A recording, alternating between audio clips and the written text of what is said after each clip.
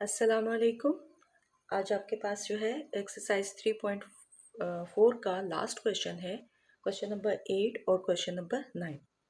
और जैसा कि आप देख सकते हैं कि मैंने इसमें एस और टी जो है दो सेट हमारे पास थे, तो मैंने उसका आसानी के लिए S cross T find out किया। अब आपकी मर्ज़ी है, अगर आप S cross T find out करना चाहते हो तो भी ठीक है, और अगर आप उसका नहीं करना चाहते, डायरेक्टली उसको सॉल्व करना चाहते हो तो वो भी ठीक है। मैंने आसानी के लिए कर लिया। यहाँ पे ये याद रहे कि आपके पास थ्री का जो 3 रेज़ टू पावर 1 स्क्वायर है, ज़ीरो है, that is equal to 1।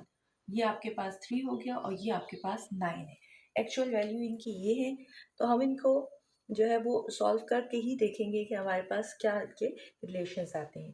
Question number 9 में आपके पास जो है वो इनके डोमेन और रेंज फाइंड आउट करने हैं, इसलिए मैं 8 और 9 दोनों इकट्ठे कर लेती हूँ ताकि ये आप लोगों का काम जो है वो एक साथ ही चला चले। वही रिलेशंस हैं, उन्हीं का आप पहले टेबुलर फॉर्म निकालेंगे और फिर उन्हीं का आपने रेंज, डोमेन और रेंज भी फाइंड आउट करना है। तो अब स्टार्ट करते हैं R1। अब फर्स्ट पार्ट में आपके पास क्या है कि आपने वो ऑर्डर्ड पेयर्स इसमें से फाइंड आउट करने हैं कि जिसमें x जो है वो y के बराबर हो, यानी पहली टर्म दूसरी टर्म के बराबर हो। तो अगर आप गौर से देखें तो आपके पास यहाँ पे सिर्फ 1 1 वाली ये जो टर्म है ये आपके पास इक्वल है, ठीक है। ये हो गया 1 और ये हो गया 3 0, यानी 3 रेज़ टू पावर 0 का मतलब भी आपके पास 1 ही होता है। तो पहली इसमें आपके पास डोमेन अगर हम निकालना चाहें तो वो हमारे पास आ जाएगा 1, और अगर हम रेंज निकालना चाहें तो वो भी हमारे पास 1 ही आ जाएगा, लेकिन जिस फॉर्म में क्वेश्चन में उन्होंने दिया हुआ है हमने उसको उसी फॉर्म में मेंशन करना है। उसके बाद R2 में आपको कह रहा है कि आप ऐसे रिलेशंस फाइंड आउट करें जिसमें आपके पास सेकेंड टर्म जो है, इसका सेकेंड एलिमेंट जो है वो छोटा हो और फर्स्ट एलिमेंट जो है वो बड़ा हो, यानी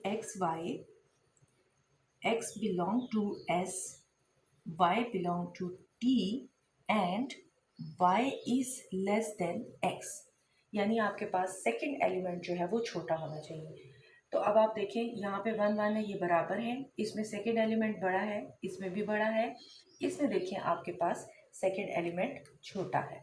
तो ये हो जाएगा R2 में आपके पास पहला एलिमेंट आ जाएगा 2 और 3 रेज़ टू पावर 1। उसके बाद आप देखें फिर आपके पास सेकेंड एलिमेंट बड़ा है, यहाँ पे भी बड़ा है, यहाँ पे आपके पास सेकेंड एलिमेंट छोटा है, तो ये हो जाएगा 4 3 रेज़ टू पावर 0। अब यहाँ पे देखें नेक्स्ट में भी आपके पास सेकेंड एलिमेंट जो है वो छोटा है, 4 है, और ये हो गया आपके पास 3 रेज़ टू पावर 1। इसमें आपके पास सेकेंड एलिमेंट बड़ा है, यहाँ पे देखिए आपके पास है 8 और 3 रेज़ टू पावर 0, यानी आपके पास सेकेंड एलिमेंट छोटा हो गया। नेक्स्ट में देखिए, नेक्स्ट में भी आपके पास ऐसा ही होगा 8 और 3 रेज़ टू पावर 1, तो इसमें भी आपके पास सेकेंड एलिमेंट जो है वो छोटा है। नेक्स्ट देखिए सेकेंड एलिमेंट बड़ा आ जाता है। तो ये टोटल आपके पास 5 ऑर्डर पेयर्स ऐसे हैं जिनमें आपके पास सेकेंड एलिमेंट छोटा है। अब हमने इसका कैलकुलेट करना है डोमेन। तो डोमेन जो है हमने किया R2 का, तो वो हमारे पास देखें 2 है, 4 है और 8 है, तो 2 4 एंड 8 ये आपके पास डोमेन हो गया। और इसी तरह रेंज हम कैलकुलेट करते हैं तो वो हमारे पास 3 raise to power 0 3 raise to power 1 आएगा। तो ये हमारे पास इसका डोमेन R2 का हो गया और रेंज R2 का हो गया। तो ये फर्स्ट और सेकंड पार्ट इसके कंप्लीट हो गए। ओके, अब थर्ड पार्ट में आपको कह रहा है कि आपने ऐसा जो है रिलेशन फाइंड आउट करना है जिसमें पहली और दूसरी टर्म को, एलिमेंट को ऐड करें तो हमारे पास रिजल्ट जो है वो इवन नंबर आना चाहिए। तो आसान सी बात है, अगर आप देखें 1 को 1 के साथ ऐड करती हूँ तो मेरे पास रिजल्ट क्या आ जाता है, इवन। तो ये हो जाएगा 1 एंड 3 रेज़ टू पावर 0। अब इसके बाद फिर देखें 1 और 3 को मैं ऐड करती हूँ तो 4 आ जाता है। 4 क्या है, इवन नंबर है, तो ये आपके पास दूसरा रिलेशन हो गया। और नेक्स्ट देखें, अगर मैं 1 को 9 के साथ ऐड करती हूँ तो 10 आता है, और 10 क्या है आपके पास, एक इवन रिलेशन, ठीक हो गया। इसके बाद देखें 213 होता है, 235 होता है, 2911 होता है एंड सो ऑन। बाकी जितने नंबर आप चेक करें आपके पास वो ऑड ही आएंगे, इवन नहीं आएंगे। तो ये आपके पास इसका आ गया। और इसका अगर हम डोमेन फाइंड आउट करें R3 का, तो डोमेन आपके पास 1 ही आएगा और रेंज जो है वो आपके पास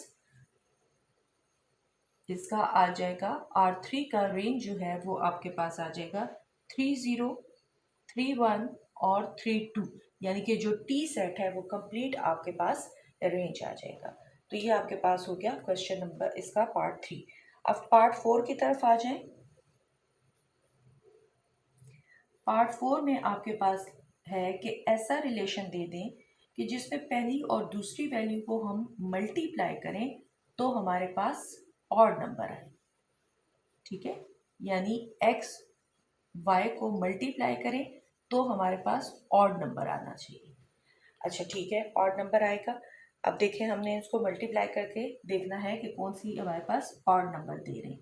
तो सबसे पहले देखें 1 1 सा 1 होता है, तो पहला रिलेशन जो है वो आपके पास आएगा ही आएगा।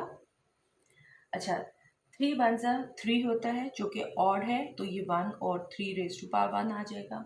1 9 सा 1 ही होता है, तो इसलिए इसका ये वाला रिलेशन भी हमारे पास आ जाएगा।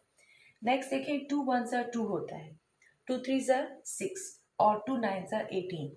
फिर 4 1 सा 4, 4 3 सा 12, 4 9 सा 3। मतलब बाकी आगे जितने भी रिलेशन हैं वो सारे आपको इवन नंबर दे रहे हैं, ऑड नहीं दे रहे। तो इसका मतलब है कि इसका हमारे पास डोमेन जो है वो आ जाएगा 1 और इसका रेंज जो है वो इसी तरीके से हमारे पास आ जाएगा पूरा 3 raise to power 0, 3 raise to power 1 and 3 raise to power 2। तो ये हमारे पास इसका डोमेन और रेंज आ गया।